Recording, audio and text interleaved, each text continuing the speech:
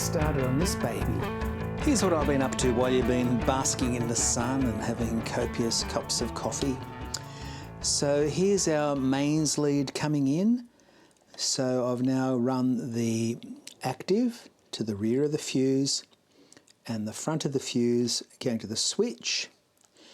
From the switch it's going to the voltage selector, and I have permanently connected it to the 240 volt line. Am I 100% sure? Yeah, 99.8. How do I check that I've got the right one? Suggestions from the class? That's right. We're going to look at the filament voltage. So I'm going to pull the tubes out just in case I'm wrong. I'm going to bring the voltage up slowly on the variac. Yes, voltages will be a little bit higher because there'll be no load. So I'm not going to go all the way up to 240. I'll probably go up to 230 or something. We'll see. But I'm going to be looking to see that the filament ends up at around about 6.3. If it ends up at 7, I know I've got the wrong winding. If it ends up at 5, I'll know I've got the wrong winding. That's that, and from there that goes to the power transformer. Then the neutral, which is the blue wire, comes here to the switch. The neutral is also switched, which I like, and that's going to go straight to the transformer. So that power wiring is now safe. I resoldered that ground. That's probably the most important ground connection in the amplifier, both for safety and for noise, and I know that is now solid. And now, as we said before, there was a few capacitors that I was going to change. I ended up changing that one. I always like to upgrade the voltage. As we said, this was one of the components that needed replacing, so I replaced that. Nice straight leads, values pointing upwards. I did check the screen grids, grid stopper on both of these. They were both fine, tolerance-wise. And I know many people routinely change them. I'm not, because they're well within tolerance. Here's another one that had drifted out of spec. It's been replaced. That's the 100K resistor. I like the MOD ones. Not only are they really good quality caps, but you wouldn't know that was not original. Gave everything a bit of a clean, gave the tube bases a clean, gave all the pots a clean, gave the chassis a gentle clean, nothing too extreme. It's probably a bit better than when it came out of the factory, for the truth be known. All right, it is now time to power it up gently through the variac. Make sure I haven't done anything wrong. Let's check that filament voltage. I'm sure you all know that you have to have a speaker as a load for your output transformer. Speaker attached. Haven't got any power tubes in there, but still, good practice, let's do it. But have you noticed this little circuit? Here's our, let's call it plate voltage coming in to this transformer. Let's call it a single-ended output transformer. It's actually the reverb driver. And it's expecting to see a load on the output of it, which is basically the input of the reverb unit. So in other words, we don't want to leave this unloaded, just as we don't want to leave the power transformer unloaded.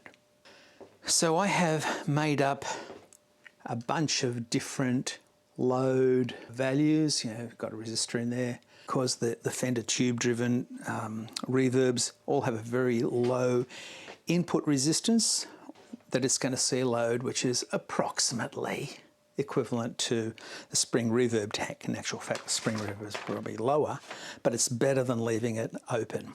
Now I'm going to start bringing it up. I've got my isolation transformer plugged into the variac, and that's basically one of my death avoidance strategies. So I'm going to start bringing it up. This one, the top one, I've got measuring just the heaters. So I have that there, so if I forget what I'm measuring, I'll go, oh yeah, it's the heater. And this one is measuring everything else. So I'm going to be measuring the B plus on this one and heater on that one. Okay, I want to see some action, guys. Come on, where is it? Got nothing on the heater. That's not on.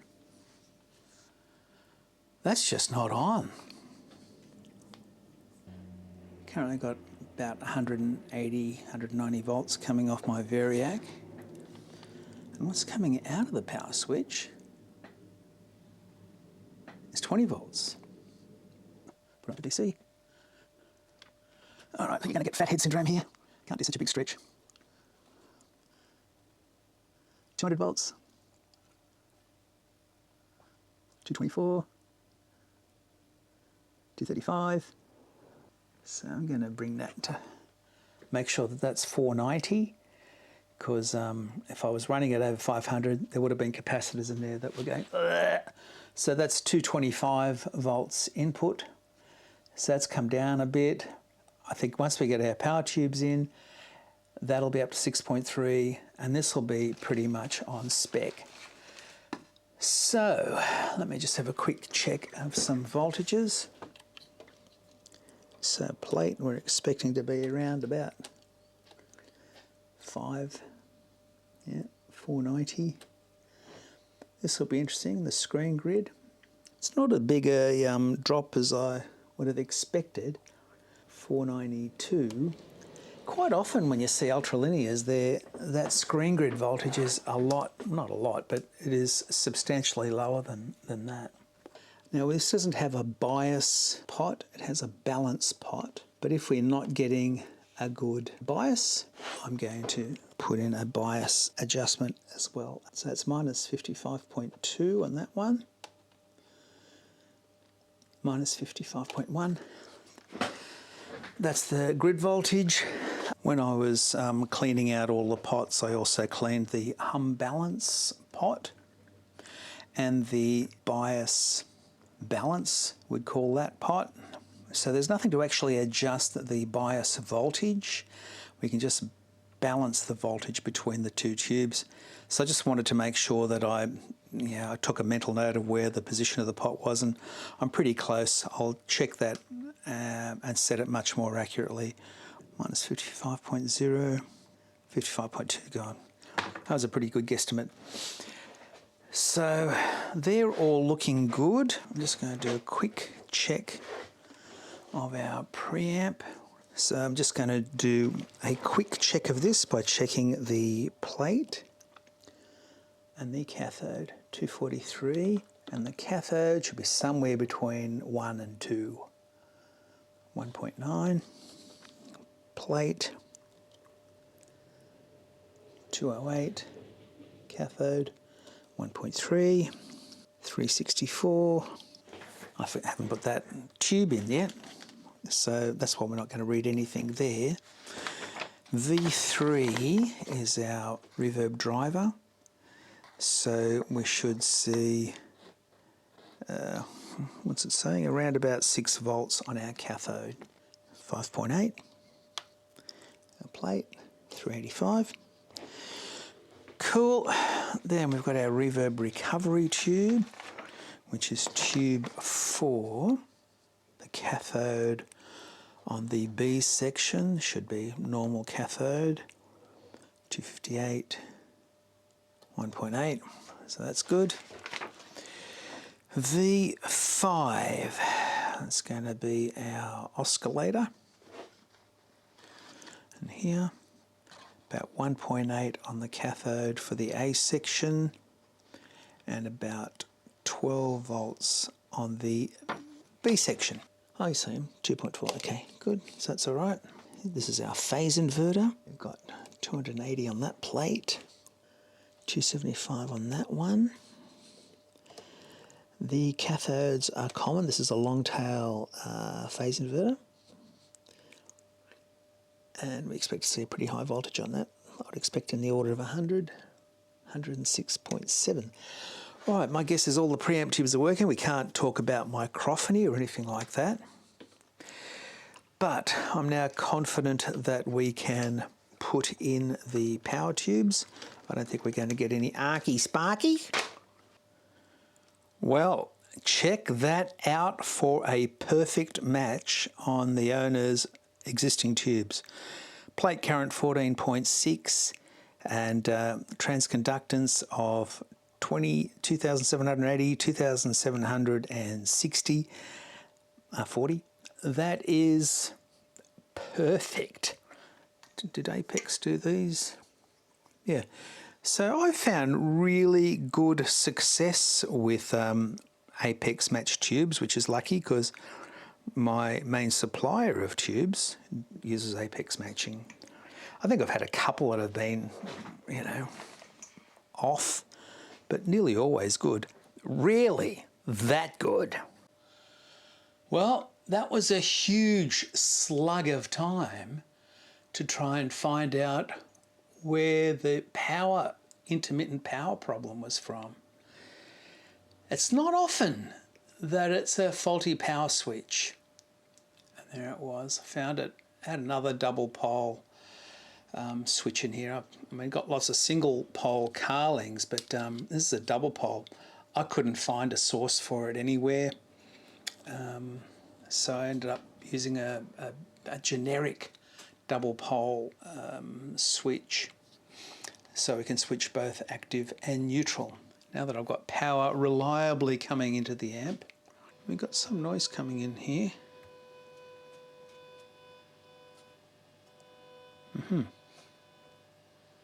It's that preamp tube. So what I'm going to do first is just check the plate voltage and current. Yep, it's definitely that fella there. I made up a little chart ages ago and I just use it to save me calculating things. When I need to get accurate, I'll calculate it, but otherwise, I'll just look at this. So for 500 volts, this is using 18 milliamps. In other words, it's running cold. I wouldn't be surprised if we're seeing some fairly serious crossover distortion, which I will check. And if we are seeing some serious crossover distortion, then I'm going to have to go in there and adjust the bias. So we have here a balance control. Where is it? There. Oh, you are annoying.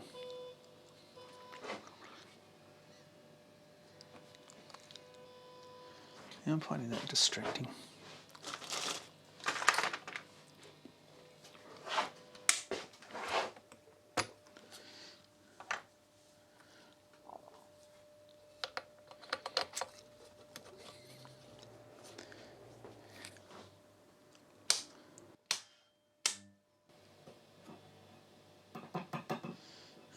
Good.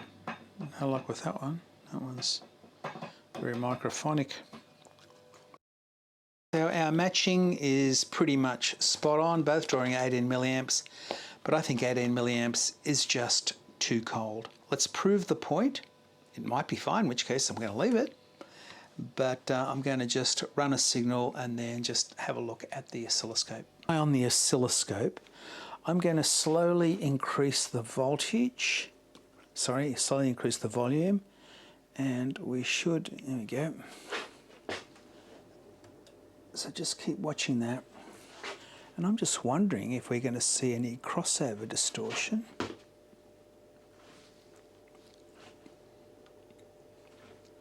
Geez, it's pretty bloody good actually. But with such, just the slightest bit of a kink there, which I wouldn't fiddle with the bias circuit to get rid of that because it's barely there. Well, Fender, don't know how you did it, but that's an incredibly cold bias, and yet there's no sign of crossover distortion. Out of curiosity, what is that? 18 millivolts, 18 milliamps, 0.018 times 510 volts equals 9 watts, 9.2 watts, divide that by 30, that's 30% dissipation. I think these tubes are going to last forever. No crossover distortion, so I'm really happy with that. I'm just going to try that other tube again, because that one's just one of my test tubes, test valves.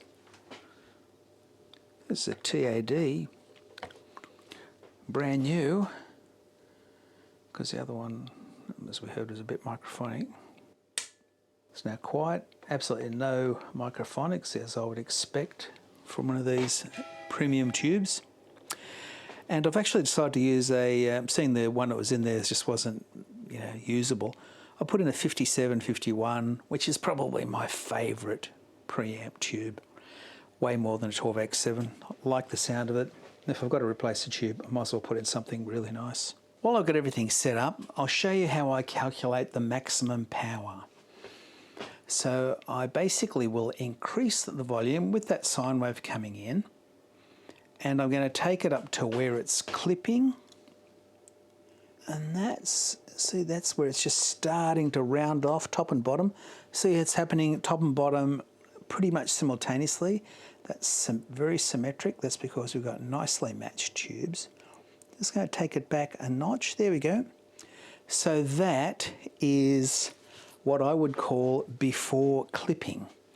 So on my meter, which I've got directly hooked up to the oscilloscope, it's reading 16.2 volts. So the formula for power that we're going to use here is V squared divided by R. I've got a 4 ohm load hooked up to this, my Weber dummy load, and because it's using 2 8 ohm speakers in parallel, so it's a 4 ohm load. So 16.3 squared divided by 4 equals 66.4 watts. That's insanely loud for two 6L6s running at a crazy low bias. So I guess this is the UltraLinear. I don't know why people didn't warm to the UltraLinears. I reckon it sounds great. We're going to hear how great it sounds very soon. So this power switch, the original Fender one, is not available. Real easy to get a single pole, single throw Carling switch. Really hard to get a double pole single throw. This is what Fender are using now, and it works fine, but it protrudes forward a little bit more. I like this one because it was more, that depth there was a lot less. So both channels on full. That's full volume, quiet as a mouse, so I'm happy with the noise level. I've just tidied up the lead rest as much as I can without reinventing the wheel. Now, I've just got a reverb tank put in. Let's get into the reverb channel, bring some reverb up. This is my test. Oh, okay, I think it's going to work. This is my test tank.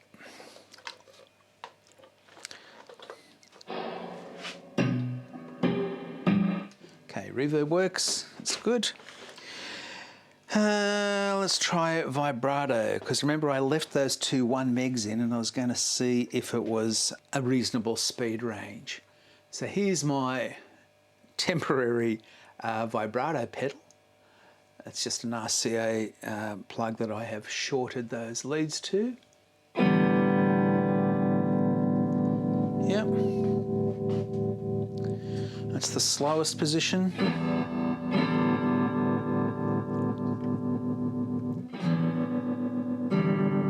That's on 7. I can't imagine you ever wanting to get higher than that, but that's 10.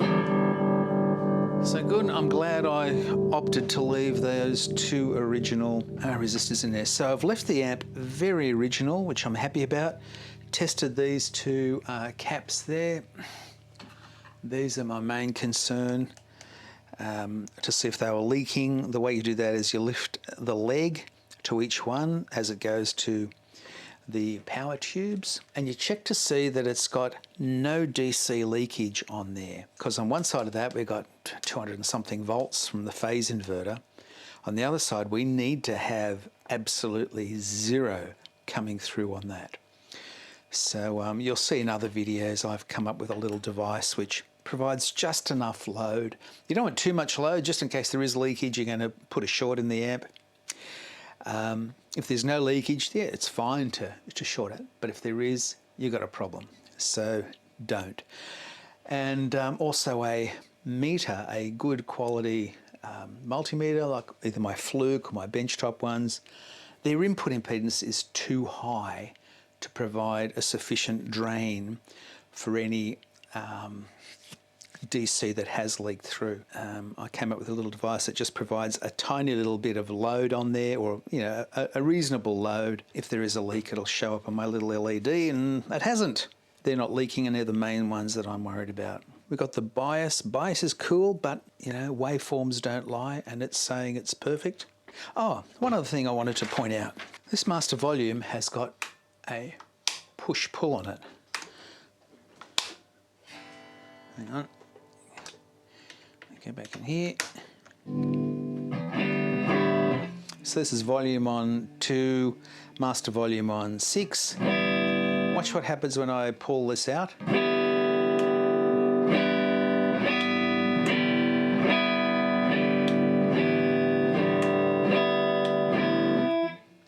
It's got a subtle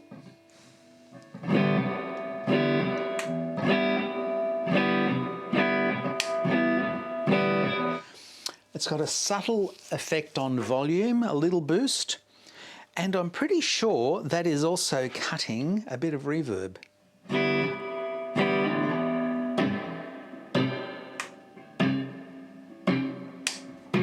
Yeah, it's definitely cutting a bit of reverb. Once again, I like it. It's not an extreme control, but it works well. So what is it doing? Here's our master volume pot, but it's not showing a switch. So there is the switch, and you can see what it seems to be doing is it's shorting out this 1 meg resistor. So that resistor is either in circuit if that's open, or it's out of circuit if that master volume is shut. So we have a few resistors in this circuit. So from here, so what's coming out of that channel is going through this 220 to another 220 to a 12K to this 1 meg and a switch.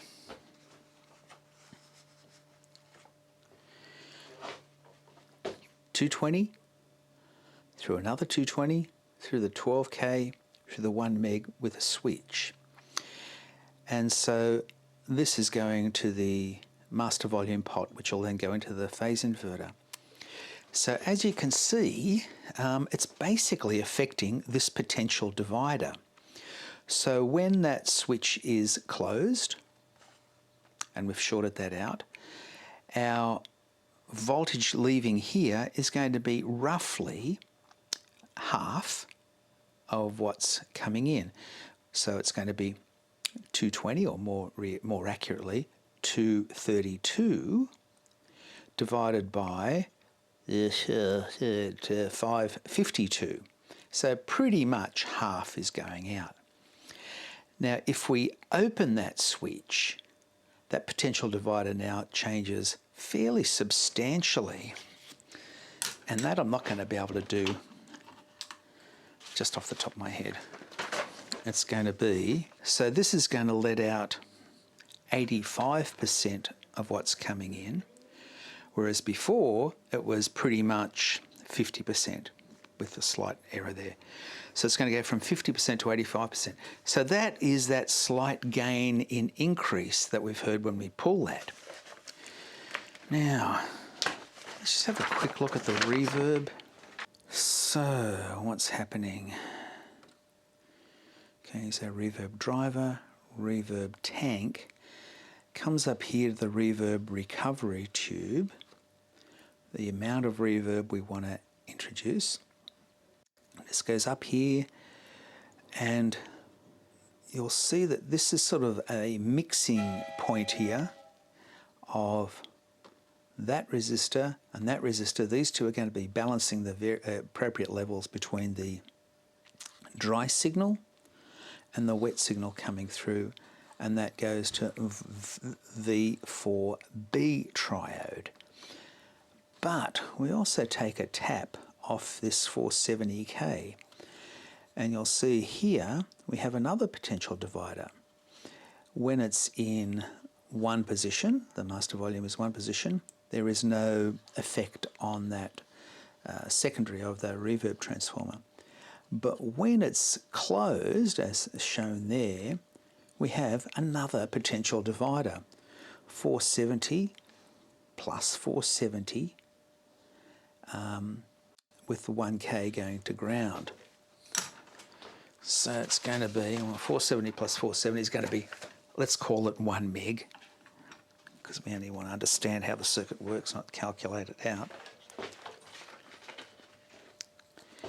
So we're going to have 1 meg, and what was that one again? Was it 1K? Yeah, 1K.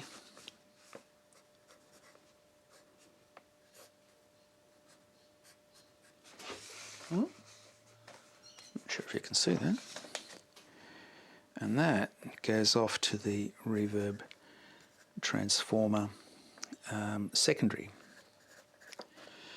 So we're getting a little bit of, I suppose you'd effectively call it negative feedback, going into the reverb of the secondary. So it is going to reduce the value of the reverb a little bit. And why would Fender have done that?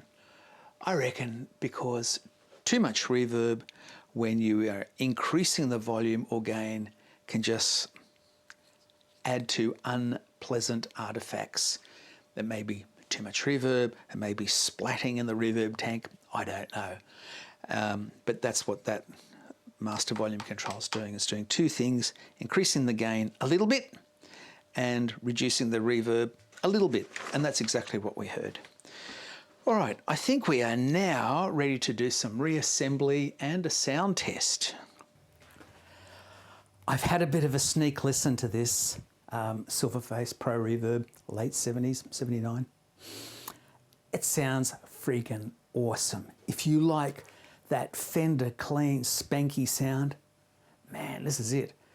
I don't know why the UltraLinear didn't get the love that it deserved when it was released, but I got to say, I'm one of those who love it. I hope it comes across. I do go to a bit of effort to record the amp work that I've done for you so you can hear it at its best without recording it on this stupid thing or recording it in, even with a good quality mic, that Beta 57. I don't want it clipping. I don't want YouTube tampering with it.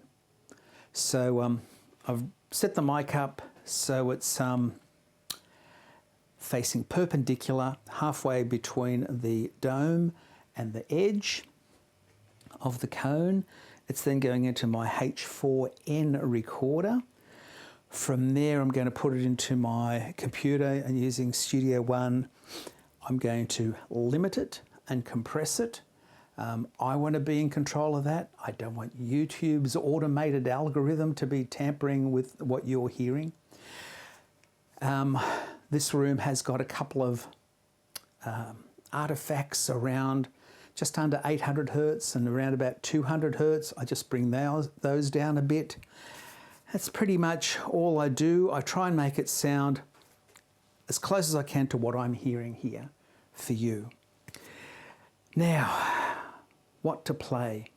It is clean, it is spanky. To me, that says 70s funk. And of course, whenever you hear the word funk, you will soon hear the word telly. And I'd like to do a song. We've never done it with the band because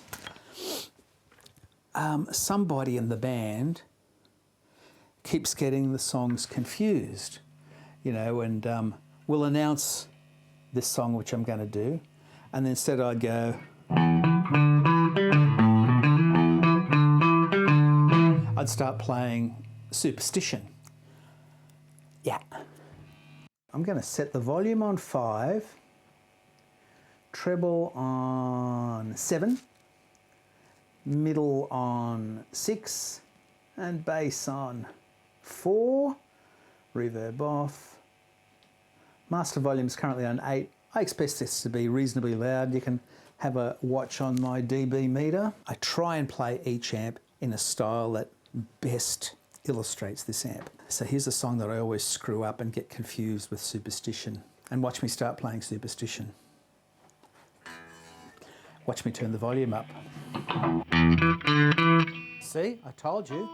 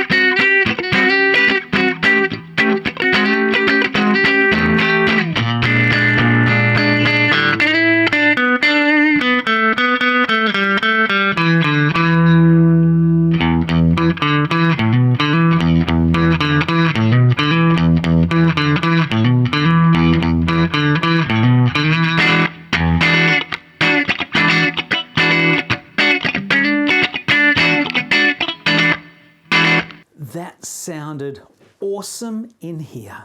I hope it came across. It was beautiful. I don't know if the prices on these have gone up. They were lower than the standard Pro Reverbs. If you can find an UltraLinear Pro Reverb that's at a sane price, I'd grab it. That sound is fantastic. I know they didn't have much love in the 70s and 80s. Hopefully that's still the case so you can get it cheaper. All right, that'll do for me for this repair. If you enjoyed it, if you got anything out of it, could you give me another like, please, and subscribe if you haven't already. My daughter is figuring out how to do subscriptions to my email newsletter list. When she does that, when she tells me how it's done, I'll do that and you can subscribe to my newsletter, which goes out routinely whenever I remember and get around to it, which is probably 3, 4, 5, 6 months sometimes. Speaking of which, I have had so many beautiful wishes from you about how my daughter is going, and thank you from the bottom of my heart. As you know, breast cancer is still a big killer of women. It's still the second highest killer of women. And man, I just prayed myself crazy, and a lot of you guys that are believers also prayed for me. Thank you. And on a date which I will never remember because I have tattooed it to my arm, 3rd of May this year, my daughter was declared cancer-free. I mean, she obviously still has to do checkups every year for the next lifetime. But thank you, God. And thank you for all those who prayed for Alexis. And I look forward to seeing you at the next video before I start tearing up. Bye for now.